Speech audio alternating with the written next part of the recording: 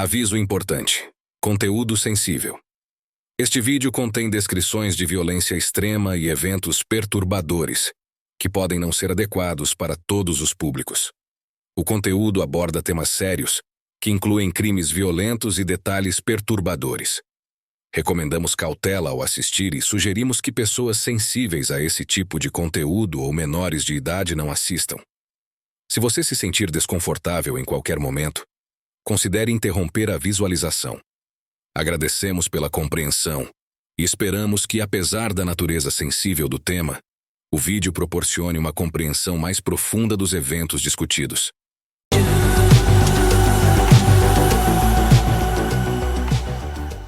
Relatórios de psiquiatras e de liberdade condicional indicam que Manson tinha muito potencial, mas algo na infância o marcou profundamente, e ele carregou isso para o resto da vida. Ele sentia que havia sido tratado de forma injusta. Nos raros períodos em que esteve em liberdade na década de 50, Manson expandiu suas atividades criminosas, explorando e controlando mulheres em Hollywood. As habilidades de manipulação que ele usava para controlar as vidas de suas prostitutas o prepararam bem para o que viria a seguir.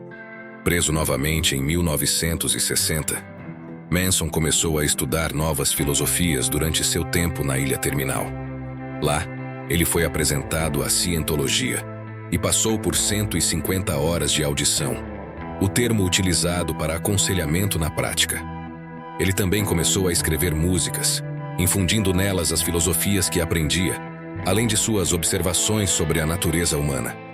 Esse período marcou a transição de Manson de um pequeno criminoso para um manipulador de grande influência.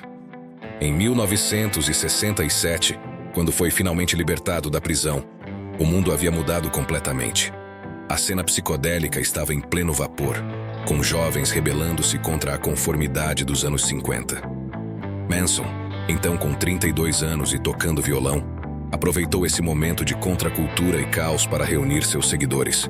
Naquele cenário, especialmente em São Francisco, quem agisse como um guru logo atraía devotos.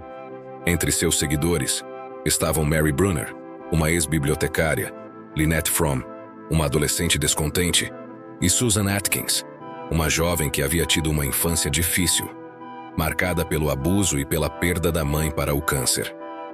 Manson assumiu um papel de pai para Susan, como fez com outras jovens que se juntaram ao seu grupo. Em 1967, Patricia Krenwinkel, de 20 anos, também foi atraída por Manson, que a renomeou como Katie. Patricia sofreu com uma infância problemática, incluindo problemas de autoimagem. Manson e suas seguidoras passaram a viajar pela Califórnia em um ônibus escolar velho, em uma jornada que os levaria a cometer alguns dos crimes mais aterrorizantes da história. A atmosfera naquela época era completamente fora do comum.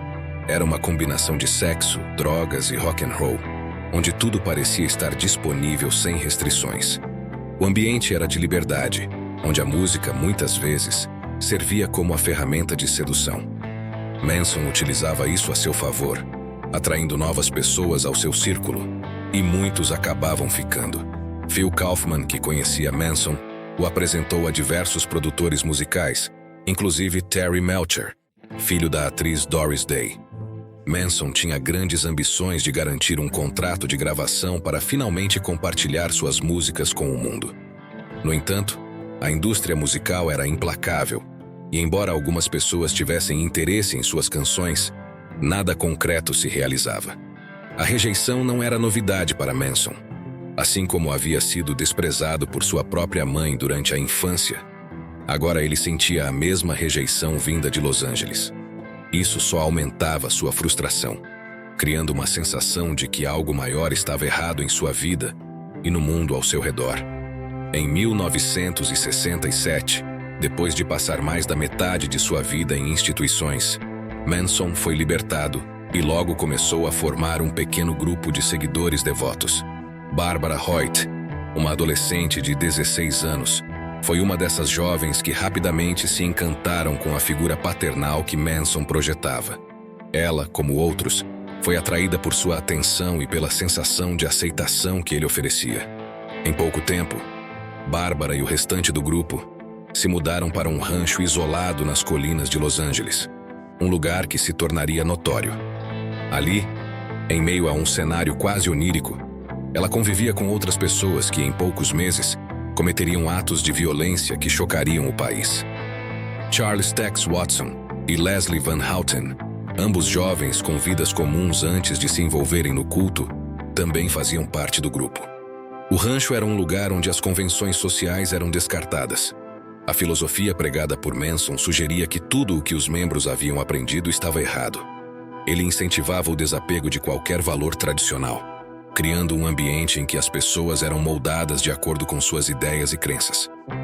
Essa lavagem cerebral fazia com que os seguidores abandonassem seus próprios egos e se entregassem de corpo e alma à comunidade e ao líder. Embora muitos fossem atraídos pela figura de Manson, nem todos sucumbiam às suas ideias. Alguns percebiam a manipulação em curso, mas outros que viam nele um líder espiritual ou uma figura paternal se deixavam levar, preenchendo suas próprias carências emocionais com o que Manson oferecia. Charles Manson e seu grupo, conhecido como Família, se tornaram os assassinos mais notórios do século XX. Suas vítimas foram mortas de forma brutal, em uma série de crimes aparentemente sem sentido que marcaram o fim do ideal hippie dos anos 60. Eles foram extremamente cruéis, cometendo assassinatos horríveis, esfaqueando múltiplas vezes enquanto as vítimas imploravam por suas vidas. Mas o que fez de Manson o homem que ele era? Ele exercia uma influência poderosa sobre seus seguidores. Quando ele mandava, eles obedeciam, e muitos jovens caíram sob seu controle. Manson falava sobre ser Jesus e o diabo ao mesmo tempo. Mas será que ele e seus seguidores nasceram para matar? Na madrugada de 8 de agosto de 1969, a atriz Sharon Tate e mais 4 pessoas foram brutalmente assassinadas em sua casa. Um policial em Los Angeles recebeu uma chamada de rádio por volta das 9 horas da manhã. Ao chegar na cena do crime, o que viu era indescritível. 5 pessoas, incluindo a atriz grávida Sharon Tate, estavam mortas. A palavra pig estava escrita com sangue na porta da frente. A cena era aterrorizante. O detetive sargento Mike McGann foi designado para o caso. Ao entrar na casa, ele encontrou os corpos de Sharon Tate e Jay Sebring, amarrados com uma corda jogada sobre uma viga. Abigail Folger, herdeira de uma grande fortuna, também estava lá, esfaqueada diversas vezes.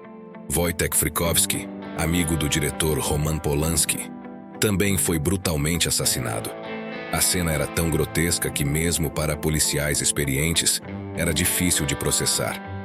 Na noite seguinte, o empresário Leno LaBianca e sua esposa, Rosemary, foram assassinados em sua casa de forma igualmente cruel. Mensagens escritas com sangue foram deixadas no local, aumentando o clima de terror em Los Angeles.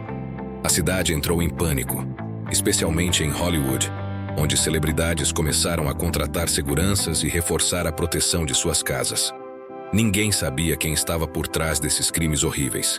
3 meses após os assassinatos, a polícia recebeu uma confissão inesperada. Susan Atkins, uma jovem presa, afirmou ter feito parte dos crimes ao lado de seus amigos, seguidores de Manson. A revelação foi tão inacreditável quanto a natureza brutal dos assassinatos, especialmente porque muitos dos envolvidos vinham de boas famílias de classe média. Ela parecia não se importar com nada, controlada por um manipulador improvável, mas incrivelmente poderoso, Charles Manson. Esse tipo de guru mefistofélico, carismático e astuto, tinha 35 anos e era um ex-presidiário. Manson exercia uma devoção absoluta sobre seus seguidores hippies, que estariam dispostos a matar ao seu comando. Ele tinha controle total. Quando ele dava uma ordem, eles obedeciam sem questionar. O nome Charles Manson tornou-se sinônimo de maldade. Mas quem era esse pequeno guru? E como ele conseguiu convencer seus jovens seguidores a cometer assassinatos tão brutais e caóticos? Entre as noites de agosto de 1969, a atriz Sharon Tate e outras 6 pessoas foram brutalmente assassinadas em um dos crimes mais infames do século. Os autores dos crimes eram jovens de classe média, aparentemente pacíficos, que seguiam cegamente seu líder espiritual, Charles Manson, um ex-presidiário de 35 anos. Mas quem era esse guru com tanto poder?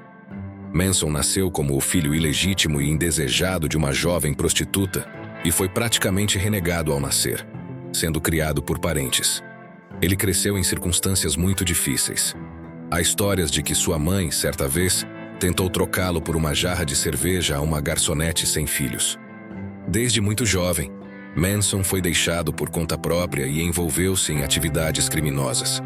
Crescendo nas ruas, especialmente sendo pequeno e franzino, ele rapidamente aprendeu a ler as pessoas e a identificar quem poderia manipular.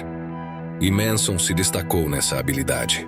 A partir de meados da década de 1940, uma série de assaltos e roubos à mão armada o levou a passar por várias instituições correcionais, onde se dizia que ele foi brutalizado sexualmente. Dessa forma, ele e seus seguidores estabeleciam uma relação simbiótica, em que Manson fornecia direção e eles davam a ele a adoração e a obediência que ele tanto desejava. Porém, as coisas mudariam drasticamente à medida que Manson mergulhava cada vez mais em suas próprias ideias extremas, levando seus seguidores a agir de forma inimaginável. Ele havia passado um tempo na prisão e, por isso, entendia bem como era a dinâmica entre brancos e negros. Ele disse que acreditava que os negros venceriam essa guerra, mas que no final não saberiam como administrar o poder. Segundo ele, os sobreviventes brancos acabariam assumindo o controle. Manson e sua família acreditavam que iriam tomar o poder globalmente, planejando viver no deserto com suas próprias tribos de Israel. Manson sonhava com uma civilização completamente nova. Ele compartilhava sua visão de um apocalipse iminente, mas na realidade é duvidoso que acreditasse nisso. Era tudo parte de um espetáculo que ele manipulava. Manson não era insano. Ele era extremamente manipulador e narcisista, com tendências psicopáticas, mas não sofria de uma doença mental.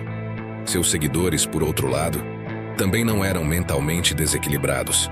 A ideia do fim do mundo servia como uma espécie de atrativo, semelhante ao que muitas seitas e religiões pregam. Nosso plano era invadir uma igreja e assassinar o pastor, deixando-o pendurado na cruz. No entanto, a igreja estava trancada naquela noite. Eventualmente, as próximas vítimas escolhidas foram Leno e Rosemary LaBianca. Leno, de 44 anos, era um executivo de supermercado, e sua esposa, Rosemary, tinha 38 anos. Manson dirigiu até o local com seus seguidores e decidiu que aquela seria a casa ideal. Ele comentou que na noite anterior, no caso da mansão Tate, as coisas não tinham saído como esperado, pois alguns quase escaparam. Ele queria garantir que esse erro não se repetisse. Manson entrou sozinho na casa, amarrou o casal e depois chamou seus seguidores para executá-los. Ambos foram brutalmente assassinados de maneira violenta e desumana. Leslie Van Houten, uma das seguidoras de Manson, chegou a contar para Diane Lake que esfaquear Rosemary foi divertido e que quanto mais ela o fazia, mais gostava. Patricia Krenwinkel usou um garfo para marcar o abdômen de Leno LaBianca depois que ele já estava morto e cravou o garfo em seu peito. Quando o corpo foi encontrado, o garfo ainda estava nele. Era um verdadeiro pesadelo. Nas paredes, frases como Helter Skelter, desordem, foram escritas com o sangue das vítimas. Ao longo de 2 noites de terror, os seguidores de Manson tiraram a vida de 7 pessoas inocentes, sem qualquer sinal de remorso. Mesmo depois de serem presos e julgados, muitos deles continuaram leais a Manson. O que ele fazia, eles imitavam. Se ele riscou um X na testa, eles faziam o mesmo no dia seguinte no tribunal. Se Manson colocava uma suástica, logo todos apareciam com o mesmo símbolo gravado na pele. Apenas alguns, como Barbara Hoyt, tiveram a coragem de testemunhar contra o homem que consideravam divino. O que levou tantas pessoas a se envolverem em crimes tão brutais e sangrentos? Era algo da natureza deles? Ou Manson os transformou nisso? Não podemos dizer que Manson nasceu para matar, mas sua criação problemática certamente não ajudou. Ele cresceu em um ambiente de negligência e abuso. Talvez, ao longo do tempo, ele tenha desenvolvido um ódio tão grande pela sociedade que queria espalhar sua miséria. Quanto aos seus seguidores, não acredito que eles estivessem predestinados ao assassinato. Se não tivessem conhecido Manson, provavelmente não teriam cometido esses crimes. Já Manson, por outro lado, era diferente. Ele tinha a capacidade de manipular e controlar. Do ponto de vista de Manson, ele preferia que seus seguidores cometessem os assassinatos, pois assim, em sua mente, ele se livrava da responsabilidade direta. Ele era calculista e manipulador, sempre planejando cada passo. Em suas entrevistas, Susan Atkins chegou a dizer que, durante os 5 anos em que esteve no corredor da morte, Manson tinha controle absoluto sobre seus pensamentos. Eles acreditavam que ele podia ler suas mentes. O que vimos foi um líder delirante, drogas psicodélicas, jovens alienados e um ambiente que reforçava tudo isso. Manson, ao longo de sua vida, envolveu-se em vários crimes e arrastou seus seguidores para o mesmo caminho. No entanto, todos nós temos a capacidade de dizer não, de escolher nossos próprios destinos. Embora Manson tenha tido uma infância difícil, ele ainda fez suas próprias escolhas. E o mesmo vale para seus seguidores. A diferença, talvez, seja que eles pareciam não ter qualquer empatia pelas vítimas, enquanto muitos de nós teríamos dificuldades em agir assim. Por volta do meio do ano, o clima no rancho começou a mudar de maneira drástica. A tensão era palpável, e a teoria de helter-skelter que Manson pregava estava ganhando força, especialmente após um negócio de drogas que deu errado. Manson atirou em um homem que ele acreditava ser membro dos Panteras Negras, o que levou o grupo a entrar em estado de alerta. Eles começaram a se armar e a montar guarda no rancho, esperando um ataque que, na cabeça de Manson, era iminente.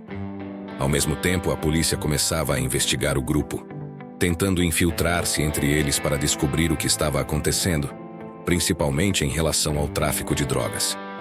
No entanto, Manson era esperto e desconfiava de qualquer estranho que tentasse se aproximar do rancho. O clima de paranoia só crescia. A saga de Charles Manson e seus seguidores é um dos capítulos mais perturbadores da criminologia moderna.